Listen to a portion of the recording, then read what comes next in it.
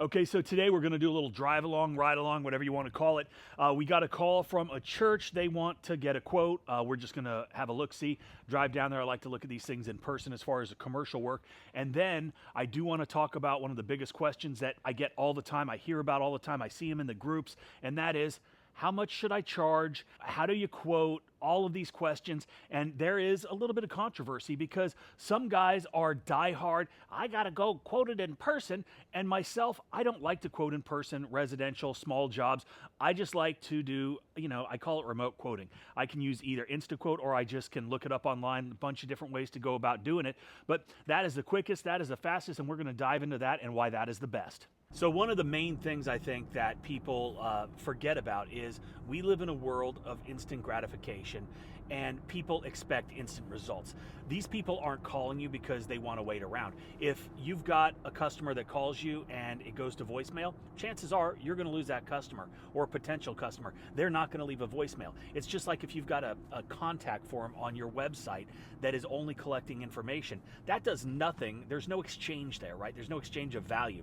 They're not getting anything in return because most of the time people don't respond to those contact cards, and people are used to that. In today's society, they want instant gratification, and we need to get our customers the information that they want and they need fast, right? And so that's why I have always done remote quoting. That is why we have created InstaQuote. That's why I've got a virtual call team that answers all of my calls instantly. There's no waiting around. We can get to the customer with what they want almost instantaneous, right? For remote quoting, if they're not going through our website, then I collect all of their information. I look up the property and I'm able to give them an estimate within a matter of seconds, right? Minutes, really, I guess. But that's exactly what they want. If they have to wait around for you, they're calling the next person in Google. And I know people are like, no, people want to look me in the eye and people want to shake my hand. I need to look at the property.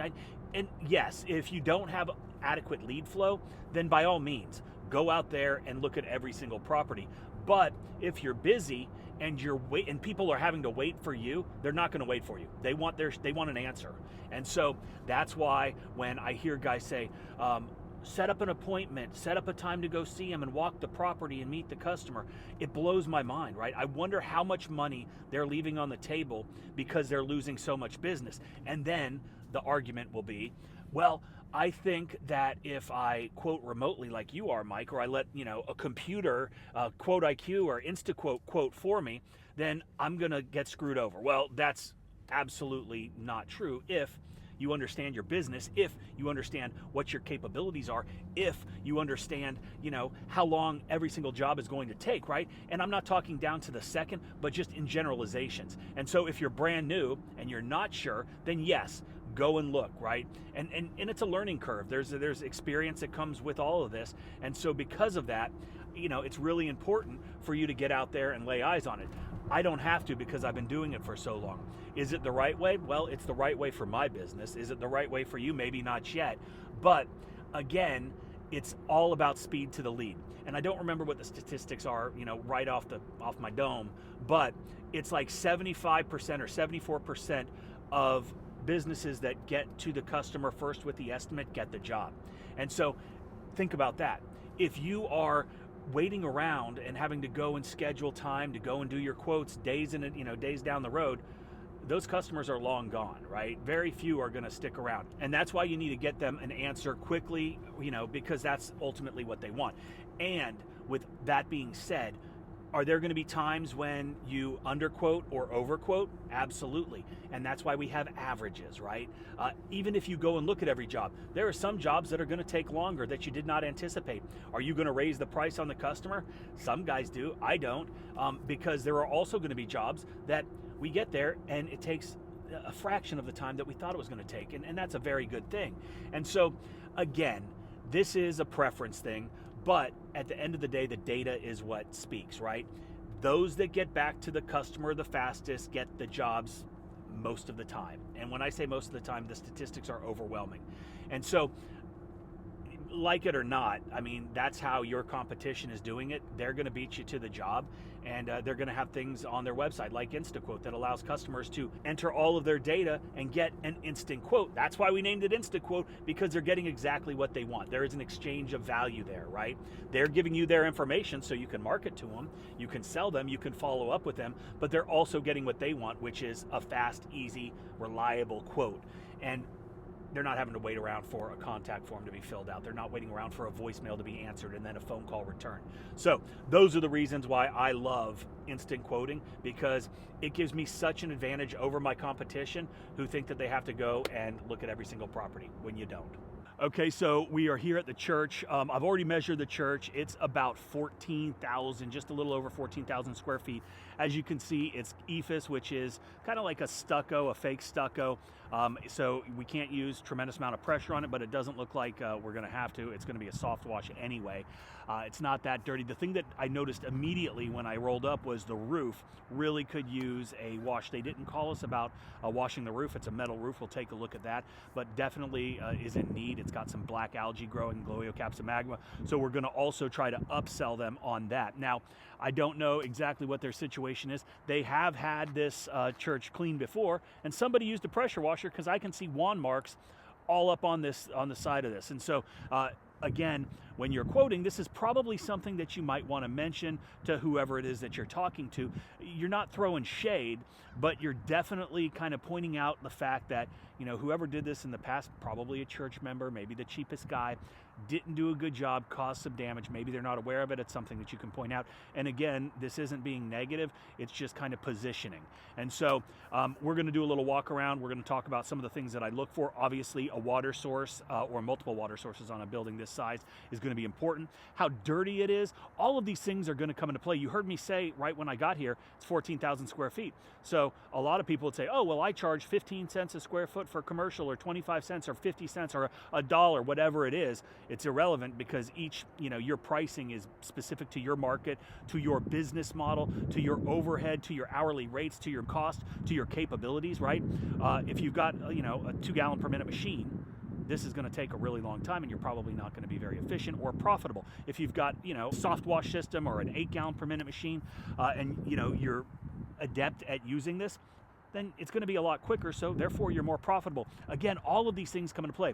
Commercial properties usually are getting multiple estimates, and so we're going to do our walk around. We're going to look at a couple things. We're going to talk about a couple things, and if you guys got any questions, leave them in the comment section down below. So there's a lot of things that we need to be aware of when we're preparing, because these things do take time. We've got cameras, we've got nice ornamental lights, which of course is already broken, so we're going to want to do a pre-inspection walkthrough when we get to the property, if we get this job, and we're going to take pictures, we're going to document everything, but we're also going to bag it. We're going to bag all of the electronics on the side of the property. We're going to move this stuff so it doesn't get bleached out. This is for outdoors, but it's still going to be good. We're also going to ask if they want to get the concrete done, because they may think they just want the building done, but we're going to say, hey, you know, this is where everybody's getting dropped off. This is where they're coming in. Would you like us to do the sidewalks and the concrete right when we're getting in? You got some gum spots, we can pop those up. Just little things that are adding value, but also increasing your average ticket price. Another thing that and look at this, you can see all of the wand marks all over this. So somebody was not using a soft wash system. They were using high pressure. They were using a ladder to get up that.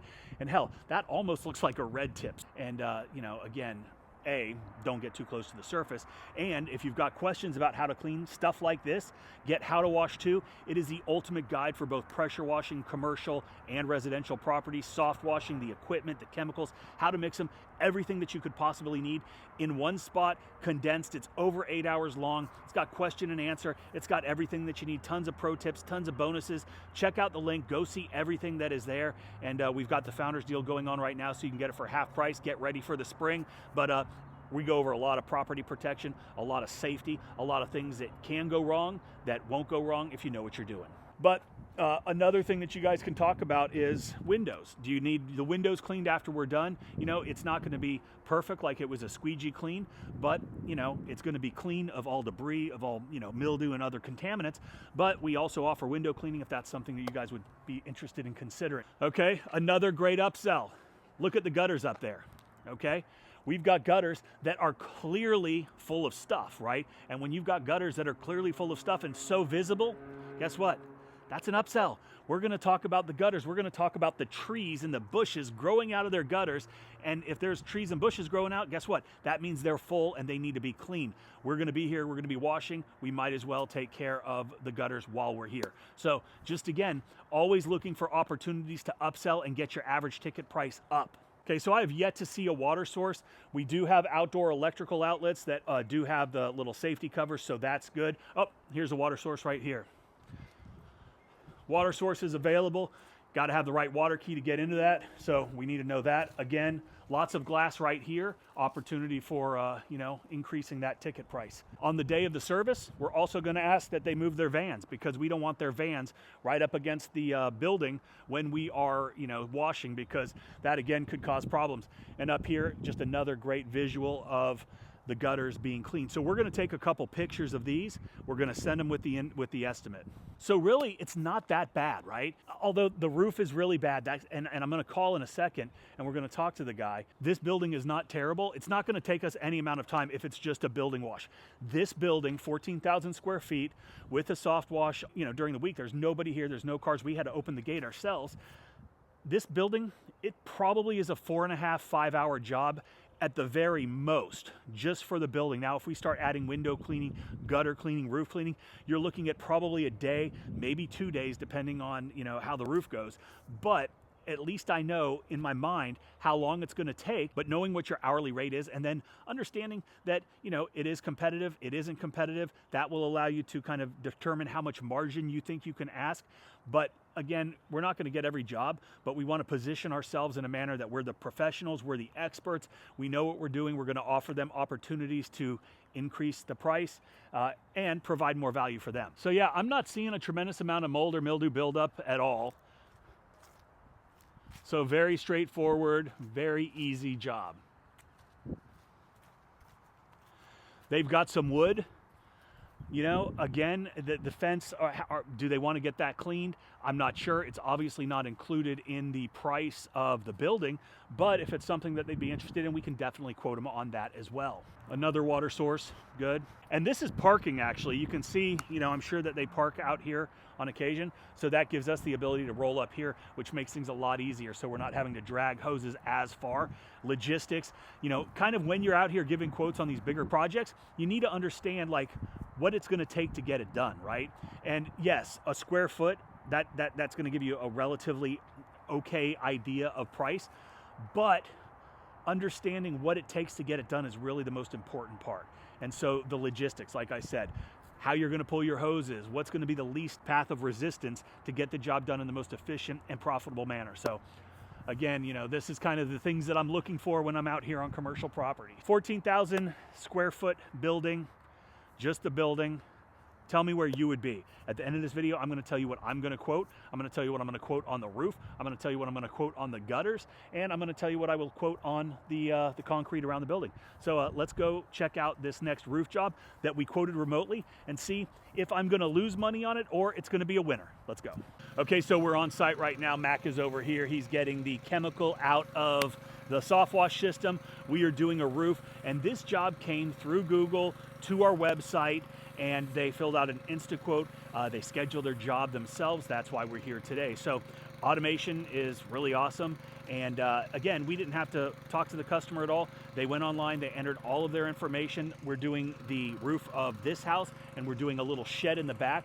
On the InstaQuote, there's drop downs, right? We've got a whole pricing matrix on the back side, which allows us to fine tune the estimate, so we're never left not knowing what we're going to deal with. How long has it been since the house has been cleaned? How steep is your roof? How dirty is the roof? What is on the roof? Is it algae? Is it moss? Is it blah, blah, blah? All kinds of different things. And so on this particular InstaQuote, the shed has got a tremendous amount of moss on it, and that's why I wanted to come out here today. Because of that, we've already got it, kind of preset on the background. The customer doesn't see it, but all of the questions that we ask increase the price based on, you know, what the parameters are. And so that's why I say we fine tune it, so we're never going to really get caught with our pants down. On occasion, sure, you know, maybe a customer is not as forthcoming as they normally are, but that's why we've got other things in place, like our, you know, terms and conditions that are attached to every estimate. And when the customer accepts the estimate, they have to sign their little name, which, you know, basically says, yes, we agree to everything that's in these documents. So again, we're here, we're gonna have a look. Mac, so you just got here, you got everything pulled out, you've already got your sprinkler watering everything, because there are no gutters on this house, and we wanna protect the property because of runoff. You've done your pre-inspection already. Was there anything that you noticed specifically? No, not anything specifically, just the moss that is all over the shed. So I've already got the sprinkler going, I've got plants in the back covered, and I've already done the roof blow off, so everything is nice and clean for me to be able to spray an even coat of the chemical to do the roof cleaning. Right, and one of the things that, and like I said, one of the reasons that I came was because they did say there was such heavy moss buildup. We don't deal with moss hardly at all. Guys up in the Pacific Northwest, up in, you know, Northern Carolina and some other parts of the country, they're dealing with this stuff all the time, and it is a completely different process. This roof, not bad. The roof in the back, pretty significant pitch, but it's got buildup, which is odd here in Savannah, because like I said, we don't see it. But Mac was saying that, you know, a lot of times when he does see it, you've got the roots that grow, you know, under the shingles, which makes it more difficult to remove, and that's why we use a different process. We're gonna have to use a brush, we're gonna have to agitate, we're still gonna kill it all, but it's just a different process. So you're gonna get started, you do your thing, and we're gonna talk about pricing this job. Okay, so a lot of you guys might be looking at what I'm about to show you on this roof and say, well, that's not moss, Mike, and it's not. This is actually a parasitic plant. It's that grows on the trees down here. I know I've seen it down here on our live oak trees down in Florida. Well, I see it quite a bit down there as well. But these are like little plants that are parasitic, so they live on the branches, and they're all over this tree. I'm going to show you this. It's a huge, beautiful live oak tree. This thing is mammoth, and it overhangs, and not only do you have Spanish moss up there, but you've got the parasitic growth. And I don't know what the scientific or biological name of that stuff is, but as you can see, we're going to zoom in on it so you can have a look-see, but it's a lot different, and this stuff has got a root structure that is significantly more invasive than regular moss. And when we deal with this, unfortunately, a lot of times you have to pull it out by hand as opposed to brushing off like with moss, because that root structure is significantly less invasive. It's more surface. This goes deep. And because of that, we will do what we can, but the pitch on this roof makes it to where we're not going to climb up on it. And it also we're going to talk to the customer, let them know that we are going to spray it, we are going to kill it, and eventually it's going to come off. We're going to do what we can to remove as much as we can. So as of right now, it's all about expectations, right? Talking with the customer, setting expectations. Okay, so this is what I wanted to show you guys. This is what we're dealing with. And as you can see, a simple brush agitation is not going to get that off. That's the root structure, and a lot of that was up under there.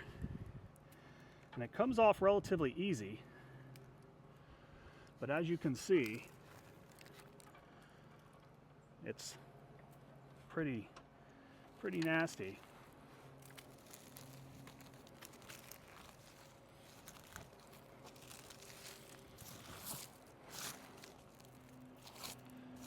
And when you've got the growth that's coming out, it's keeping everything else on the roof. All of this debris, the leaves, the sticks, and because of that, it's prematurely aging these shingles, right?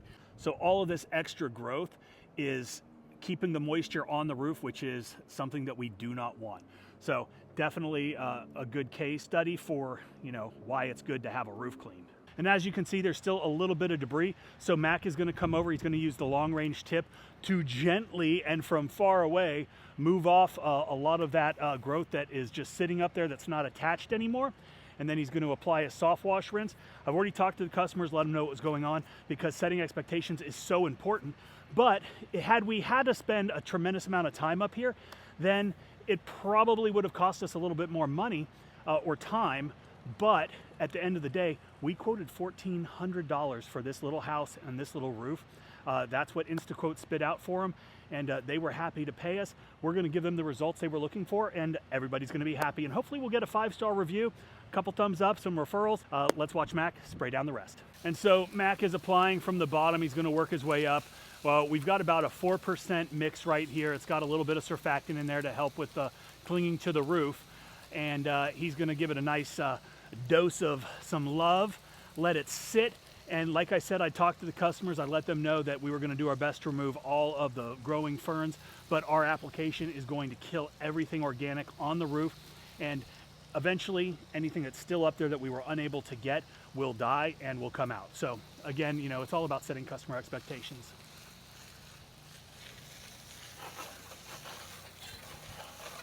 Okay, so we are going to head back to the office, and I am going to throw together an estimate, send it over to the church for review. Tell me what you guys think. If you have not already, what would you quote for the roof, 4,000 square feet, and the building? The guy said that he didn't want any quote on the concrete because they had people at the church that could do that for them. They just don't want to tackle the roof or the building. So for the roof, I am going to quote them $2,800. For the gutters, we're going to go at $800. And then for the building itself, we're going to go for $1,800. That is a package deal. And so that is the price that I am going to send over. I don't know if we're going to get it. The guy was not very forthcoming with a ton of information. Wasn't the nicest guy, but it is what it is. So I'm going to send it over, and you know, we'll do our follow-up. I've got email sequences set up that are going to follow up with them. On commercial jobs, I also like to have touch points with the person that I'm sending the quote to, either text or by phone call, just because it's that little added touch of professionalism and a little bit of a personal touch. And so that's it. I hope you guys enjoyed the video. If you like to see videos like this where I'm out and about and talking and you know, looking at jobs and things like that, let me know in the comments section. Don't forget to check out QuoteIQ, InstaQuote, and How to Wash 2.